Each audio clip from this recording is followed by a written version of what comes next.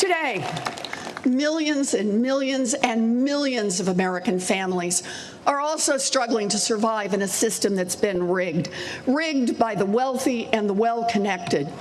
Hardworking people are up against a small group that holds far too much power, not just in our economy, but also in our democracy. Like the women of Lawrence, we are here to say enough is enough.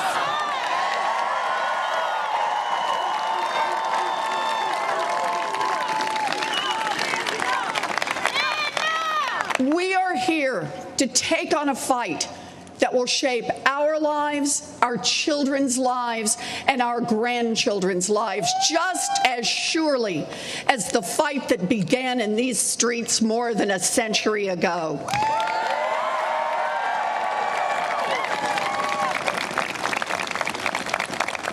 Because the man in the White House is not the cause of what is broken. He is just the latest and most extreme symptom of what's gone wrong in America, a product of a rigged system that props up the rich and powerful and kicks dirt on everyone else.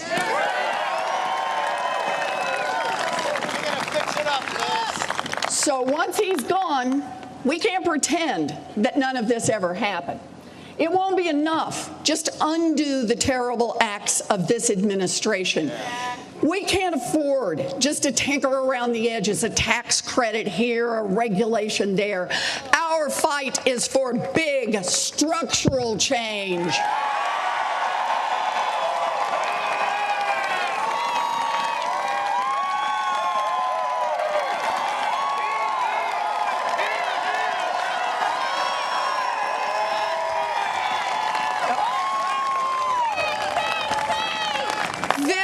Is the fight of our lives, the fight to build an America where dreams are possible, an America that works for everyone.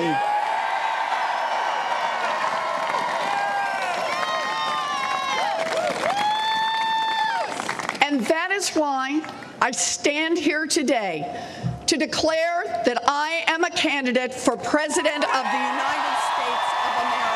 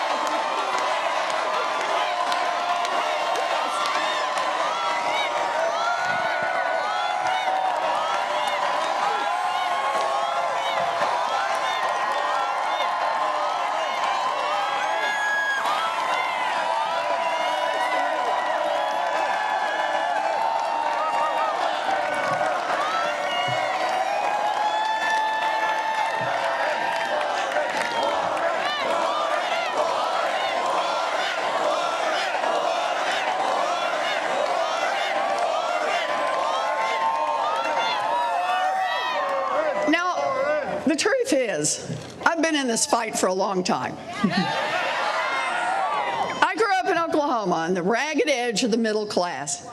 Now, when my daddy had a heart attack, my family nearly tumbled over the financial cliff.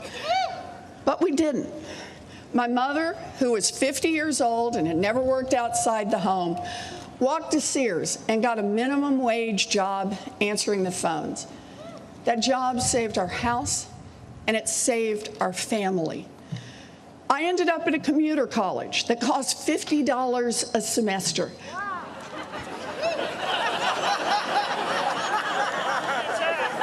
But think about it.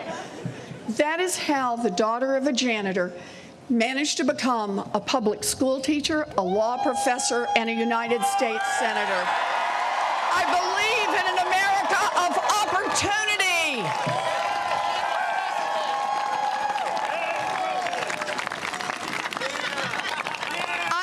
I've spent most of my life studying what happened to families like mine, families caught in the squeeze, families that go broke.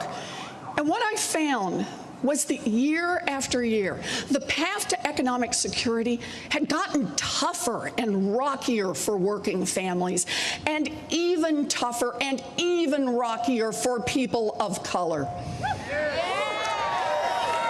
I also found this wasn't an accident. It wasn't inevitable, no. Over the years, America's middle class has been deliberately hollowed out, and families of color have been systematically discriminated against and denied their chance to build some security. Now, it started very quietly. The richest and most powerful people in America, they were rich. I mean, really rich. But they wanted to be even richer, and they didn't care who got hurt.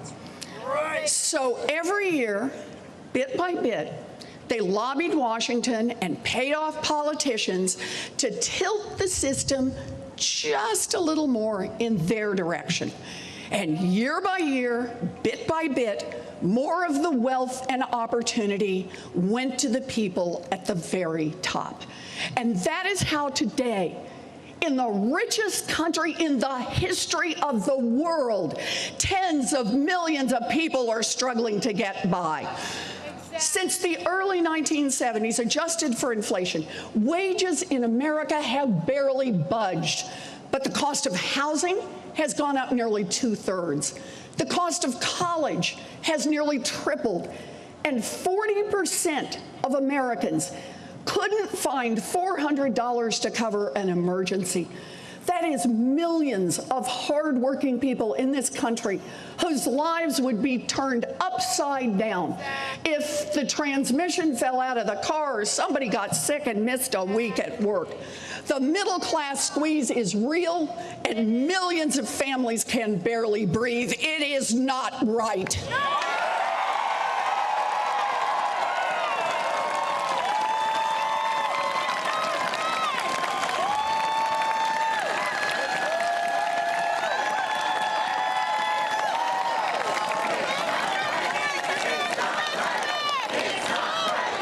It's not right. It's not right. It's not right. It's not right. It's not right. It's not right. Now, this disaster has touched every community in America. And for communities of color that have stared down structural racism for generations, the disaster has hit even harder. Take home ownership. The number one way that middle-class families build wealth in our country. Back in 1960, it was legal to discriminate against families of color. And the gap between white homeownership and black homeownership rates was 27 percentage points. That's a lot. It is a lot. Over time, we changed the law to prohibit that kind of discrimination, and the gap began to close. But today, the home ownership gap between black and white families is 30 percentage points, bigger than it was back in 1960 when housing discrimination was actually legal. Race matters, and we need to say so.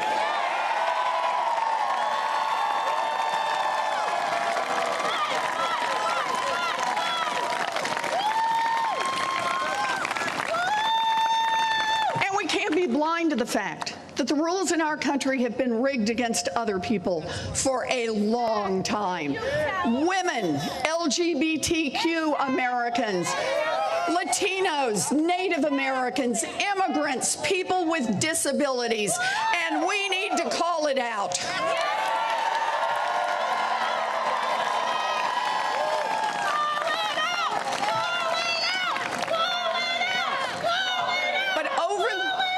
But over the course of a generation, the rules of our economy have gotten rigged so far in favor of the rich and powerful that everyone else is at risk of being left behind. Listen to this. In the 1940s, 90% of all kids were destined to do better than their parents. By the 1980s, the odds had slipped to 50-50. And now, we could be the first generation in American history where more kids do worse than their parents. And meanwhile, the rich and powerful seem to break the rules and pay no price. No matter what they do, they grow richer and more powerful. Bailouts for bankers that cheat, tax cuts for companies that scam, subsidies for corporations that pollute. That's what a rigged system looks like. Too little accountability for the rich, too little opportunity for everyone else.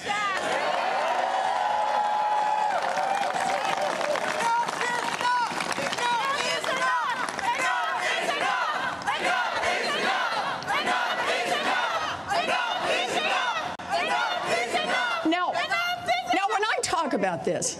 Some rich guys scream, class warfare. Well, let me tell you something. These same rich guys have been waging class warfare against hardworking people for decades. I